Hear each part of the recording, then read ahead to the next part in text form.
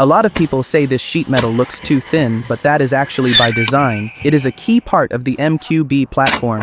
Look at older TC platform cars and you will not find this piece. The engine just hung there. This bracket works with the 2 bolts below it to form a solid triangle.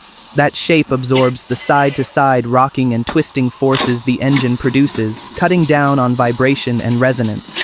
Being thin is the whole point. In a crash, this bracket breaks first, so the engine drops down instead of pushing into the cabin. That one design choice keeps everyone inside safe. Under normal driving, this bracket holds up just fine, but a rough idle or noise under acceleration means you should check the engine mount bushing and the torque on these bolts first.